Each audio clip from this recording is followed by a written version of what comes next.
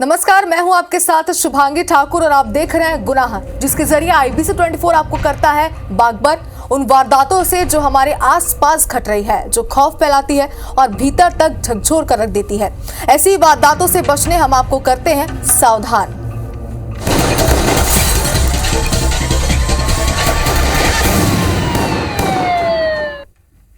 तो गुनाह में सबसे पहले बात उस गुनाह की जिसके एक नहीं, दो नहीं, तीन चार नहीं बल्कि 23 गुनहगार हैं। गुनाह भी ऐसा कि सुनने वाले पूरी कहानी ना सुन सके। गुनाह ऐसा जो सुन इंसानियत क्या हैवानियत भी छोटी लगने लगे।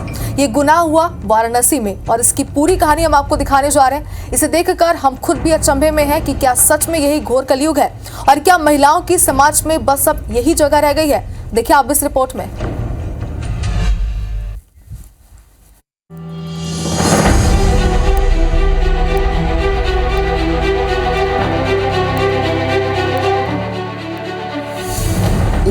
मार्च, जगह बनारस। पीड़िता एक 19 वर्षीय युवती जिसके साथ हुआ सामूहिक बलात्कार। एक नारी फिर बनी शिकार। हम सब शर्मसार।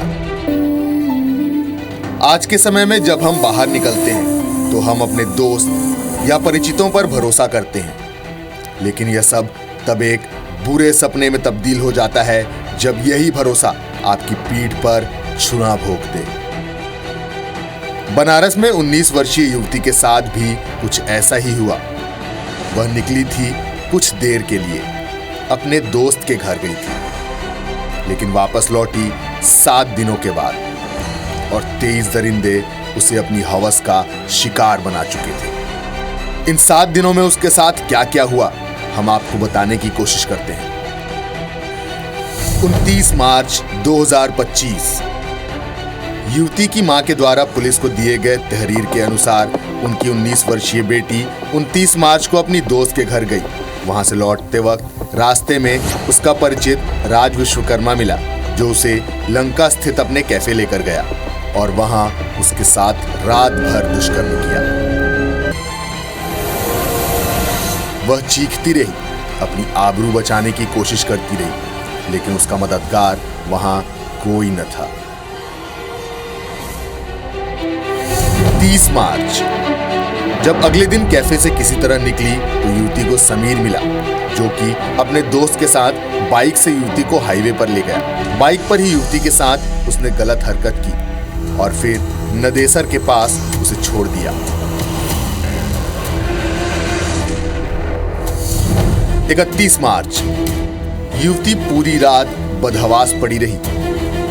31 मार्च को युवती के पास आयुष नाम का लड़का अपने 5 दोस्त सुहेल, दानिश, अनमोल, साजिद और जाहिर के साथ मिला। अनमोल के मलदहिया स्थित कॉन्टिनेंटल कैफे लेकर गए। वहां नशीला पदार्थ पिलाने के बाद सभी ने युवती के साथ कैफे में ही स्थित एक कमरे में दुष्कर्म की वारदात को अंजाम दिया। युवती खुद को बचाने के लिए गिड़गिड़ाती रही, लेकिन इन दरिंदों को बिल्कुल भी रहम नहीं आई। युवती किसी तरह वहां से निकली। 1 अप्रैल को साजिद नाम का लड़का अपने एक अन्य दोस्त के साथ युवती को गर्ल्स हॉस्टल ले जाने के बहाने होटल में लेकर गया। यहां मौजूद लोगों ने युवती को होटल में आए कस्टमर का मसाज करने के लिए कहा। पीड़िता ने इनकार किया तो वहां मौजूद एक अज्ञात व्यक्ति ने युवती के साथ दुष्कर्म किया और फिर उसे वहां से बाहर निकाल दिया। वहां से निकलने के बाद रास्ते में युवती को इमरान नाम का युवक मिला, जो उसे जबरदस्ती बाइक पर बैठाकर होटल में ले गया। वहां नशीला पदार्थ देकर दुष्कर्म किया। किसी तरह वहां से निकली तो साजिद अपने 2 दोस्तों के साथ मिल गया। सभी उसे औरंगाबाद स्थित गोदाम ले गए। वहां एक लड़का पहले से मौजूद था, जिसको साजिद जैब नाम से बुला रहा था। यहाँ पर जैब ने युवती के साथ दुष्कर्म की वारदात को अंजाम दिया। वहां से साजिद अपने दोस्त अमन और एक अन्य व्यक्ति के साथ युवती को लेकर एक रूम में गया।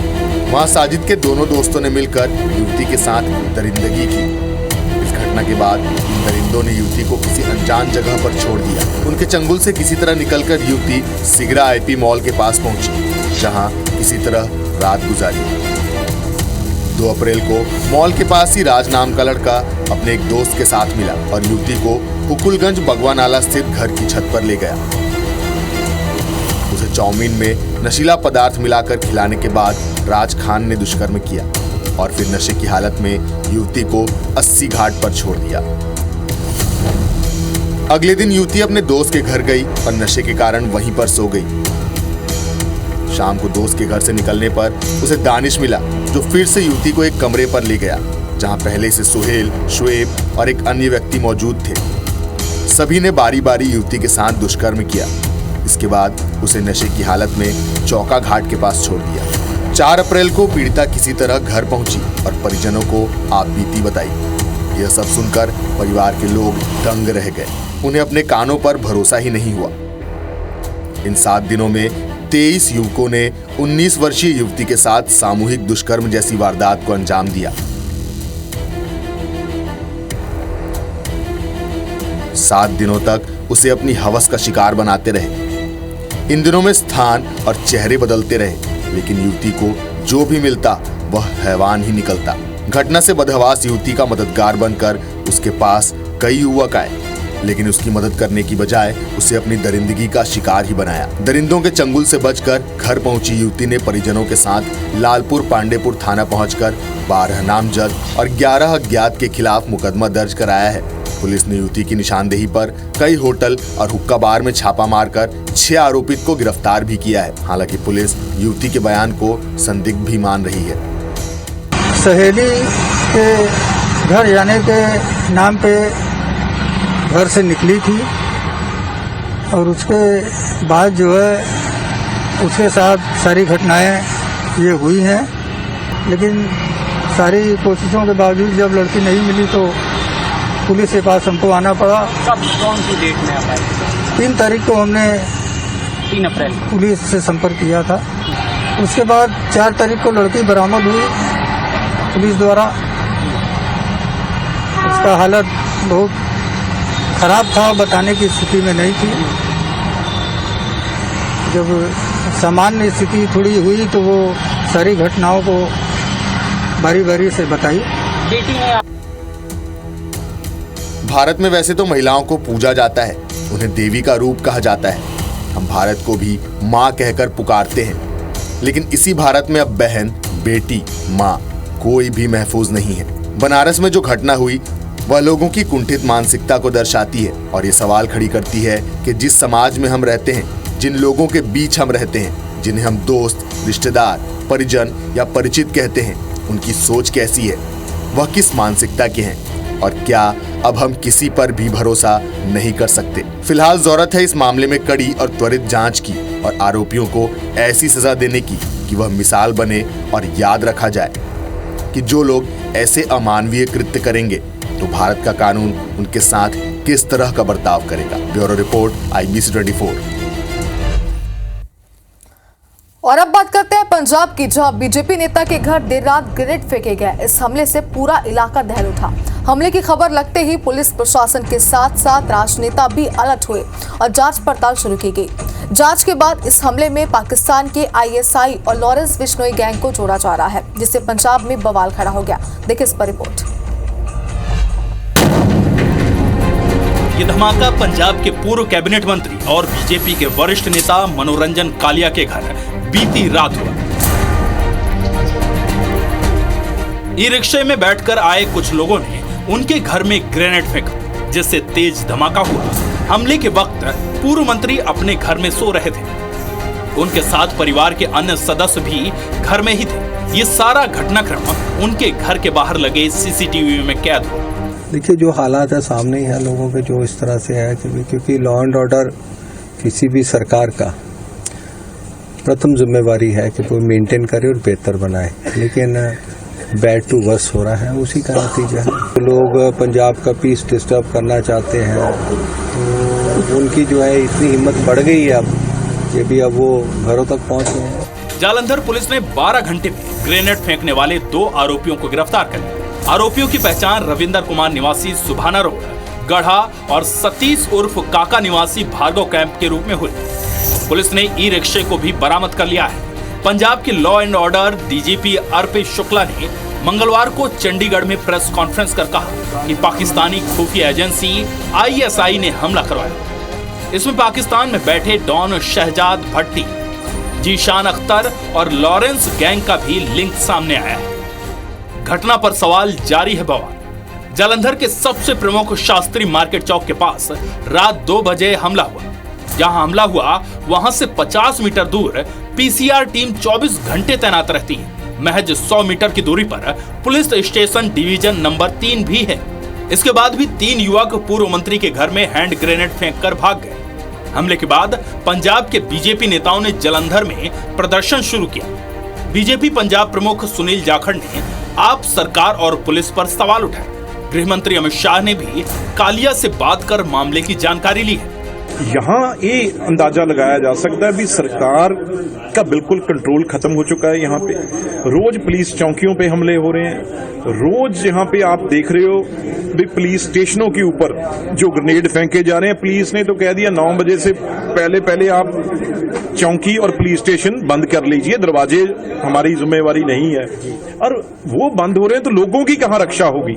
ई रिक्शा ड्राइवर शास्त्री मार्केट चौक से पूर्व मंत्री कालिया के घर के सामने से पुलिस स्टेशन नंबर 3 की ओर जा रहा था। जब वो थाने के पास पहुंचा तो एक बाइक सवार युवक खड़ा था। उसके साथ खड़ा दूसरा युवक उसे वहां से किराए पर बुक करता है। एक आरोपी ई रिक्शा में बैठकर दोबारा शास्त्री मार्केट चौक जाता है।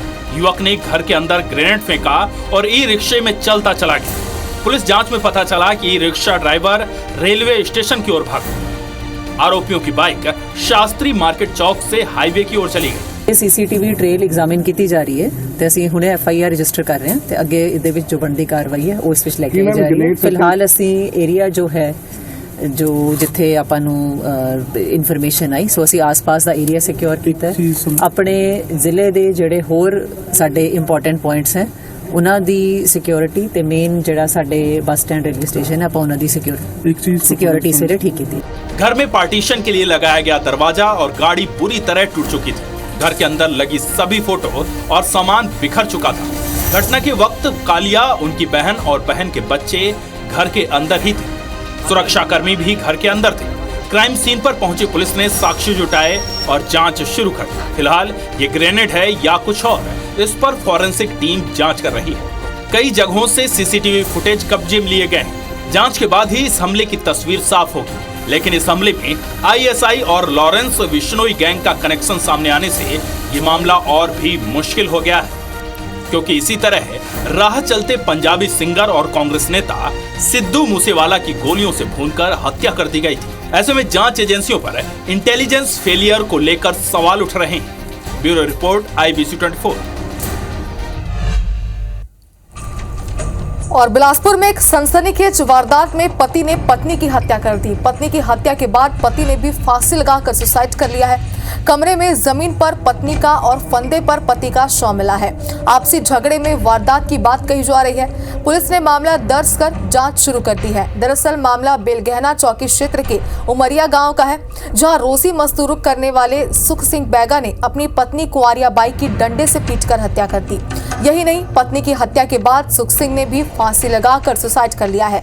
बताया जा रहा है कि सुख सिंह बैगा अपनी पत्नी कुंवारिया बाई से पैसे की मांग कर रहा था, लेकिन कुंवारिया बाई ने पैसा देने से इनकार कर दिया।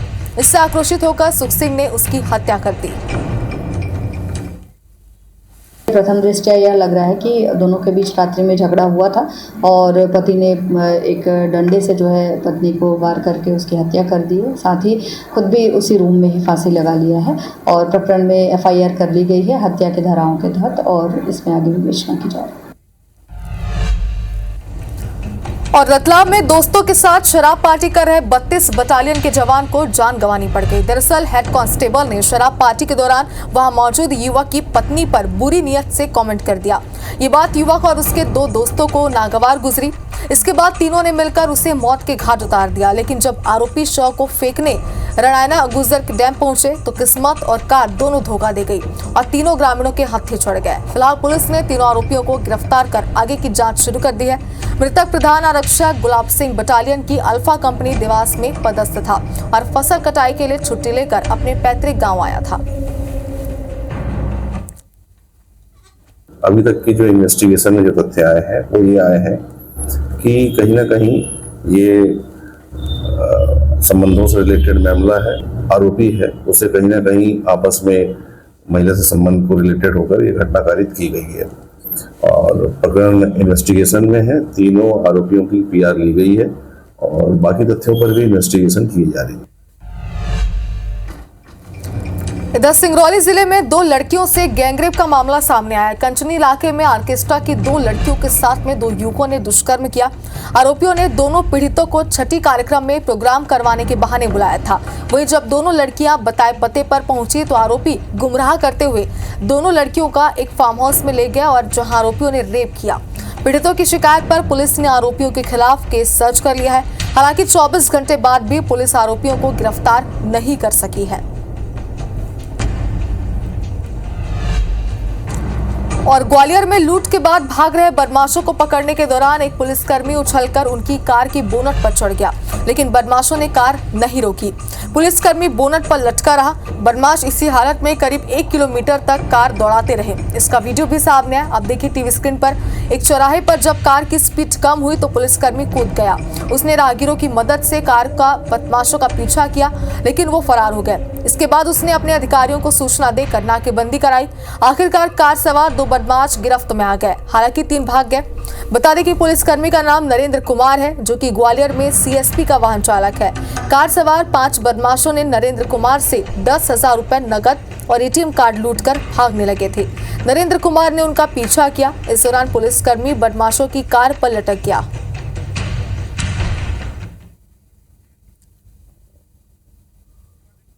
पैसे निकालने आया, उसने मेरा पासवर्ड देख लिया क्या, और फिर 3-4 लोग फिर और आ गए और उन्होंने मेरा ATM छुड़ा लिया। वो पैसे 10,000 में जो निकाले थे वो भी छिन गए और भागे। मैं आगे से भागा उनके पीछे, तो बस आ गई बीच में। बस मैं घूम के गया, दोनों ने गाड़ी स्टार्ट बैठ गए गाड़ी में, तो मैंने गाड़ी ठोकी, रोको रोको रोको रोको। 1 किलोमीटर वहाँ से चंदवनी नाके से और चेतकपुरी गेट पर वहाँ छोड़ा उन्होंने लटका। मैं ला रहा था, बचाओ बचाओ बचाओ।